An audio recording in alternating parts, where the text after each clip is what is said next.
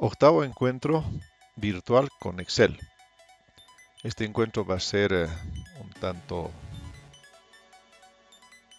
especial, ya que por las características con las que se están emitiendo estas clases orientadas al estudio del arquitecto, de la arquitectura, y el empleo de Excel como una herramienta con fines así tan específicos, vamos a tocar un ámbito de conocimientos que a los arquitectos nos involucran de manera directa.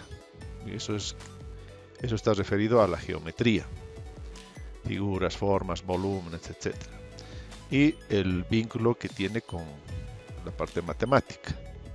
Así que geometría plana, geometría del espacio en términos básicos encarados a través de Excel. Para el propósito que nos hemos marcado en esta clase, inicialmente vamos a hacer un breve análisis en relación a las características de las fórmulas que están involucradas en el cálculo que hemos mencionado al inicio de la misma. Lo que queremos plantearles es una especie de transición teórico-práctica.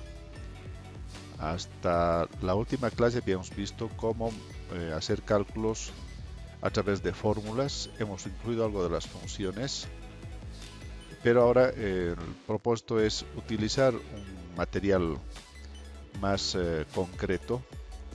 Eso quiere decir valernos de la presencia en nuestra formación de la geometría plana, la geometría del espacio, y esas fórmulas que estamos apreciando en este momento, primero fórmulas que tienen que ver con perímetros, con superficies de figuras básicas, también llamadas platónicas, y en esta segunda vista fórmulas que tienen que ver con volúmenes.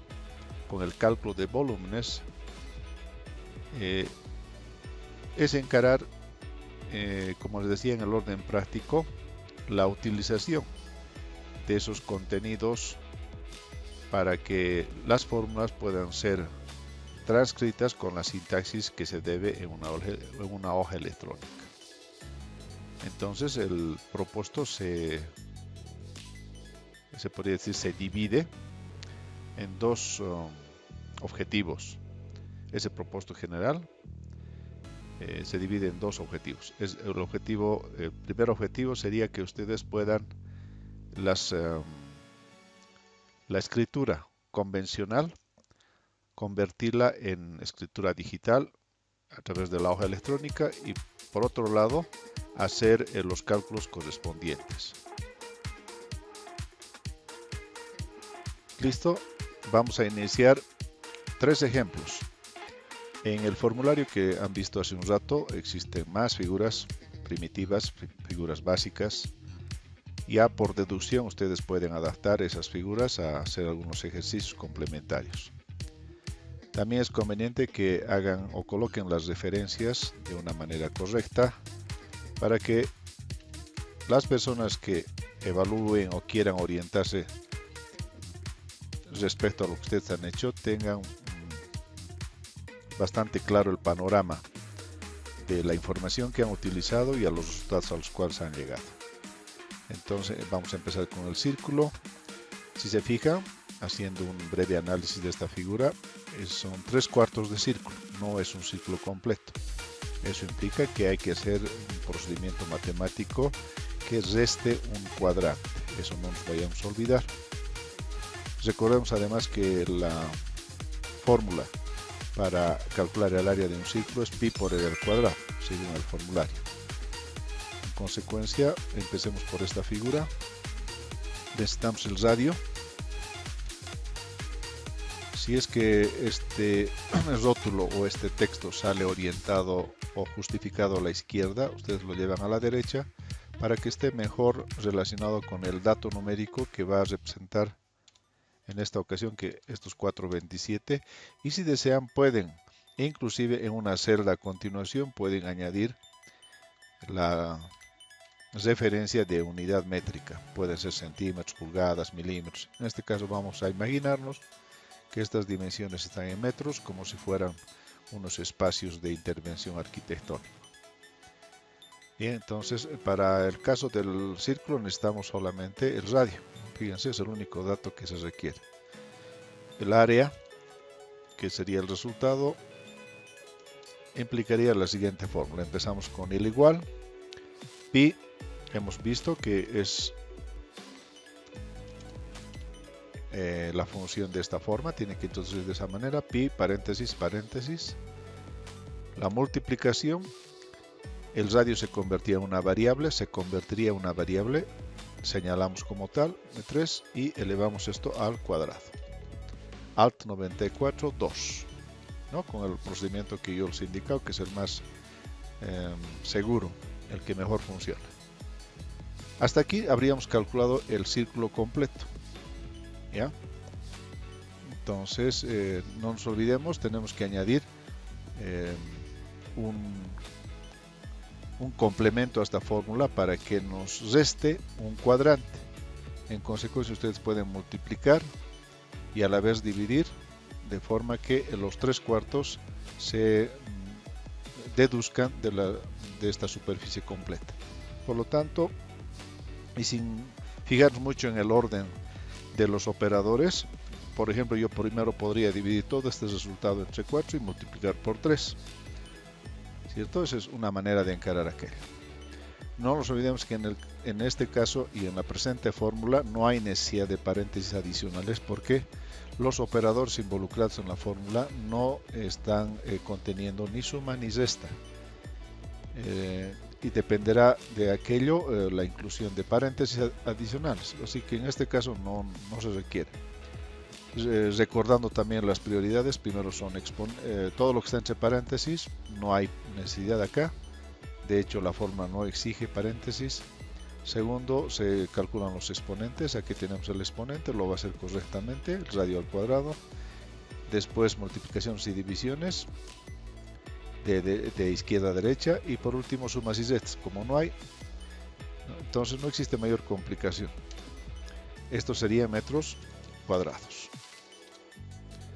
42.96 metros cuadrados si es que el radio se fuera 427.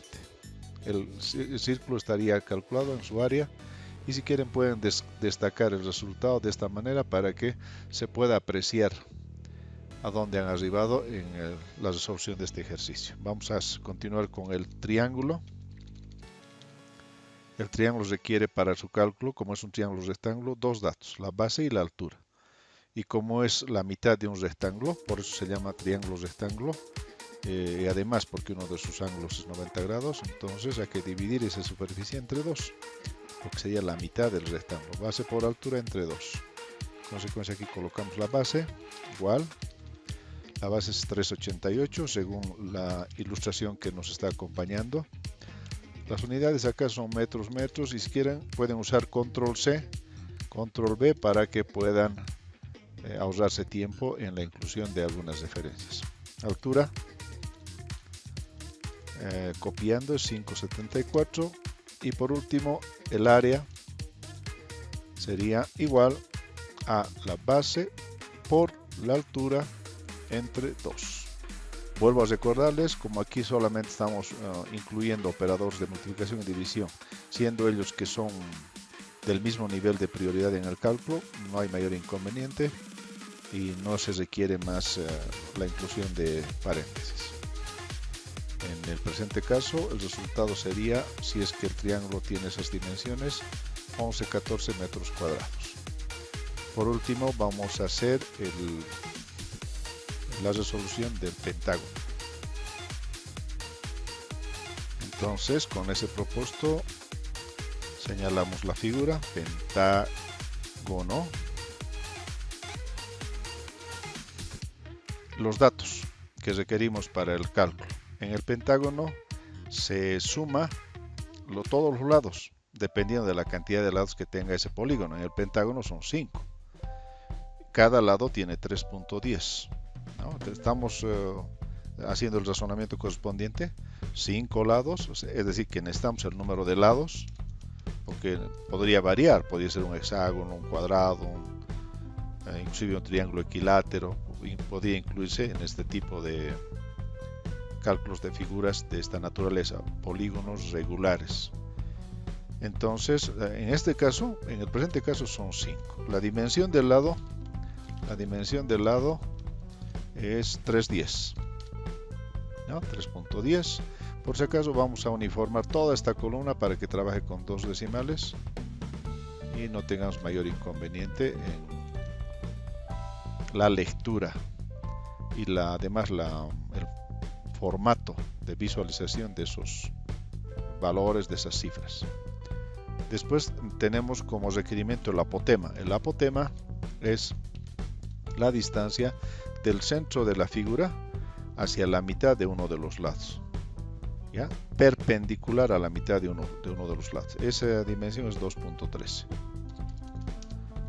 ¿Ya? Eso también está en metros. Habiendo obtenido toda la información o los datos que nos permiten sacar el área en consecuencia es el perímetro. El perímetro es la cantidad de lados por la distancia que tiene, ¿ya? Y multiplicado por el apotema, todo sobre 2. Esa es la fórmula para el cálculo de un polígono. Reitero, cantidad de lados multiplicados por la distancia de cada lado, multiplicado eso a su vez por el apotema y todo eso sobre 2. En consecuencia, la fórmula sería la cantidad de lados que está en esta celda por la dimensión del lado por el apotema y todo eso sobre 2. No hay necesidad de paréntesis. Vuelvo a insistir, aquí hay solamente operadores de un mismo nivel de prioridad, multiplicaciones y división. Si habrían sumas y restas, habría que tener mucho cuidado. Entonces, según la información o los datos que tenemos para este caso, para esta figura, la misma tendría una superficie de 16,51 metros cuadrados. Vamos a volver con otra clase donde vamos a calcular volúmenes, es decir, entrar a la geometría del espacio. Por el momento, gracias.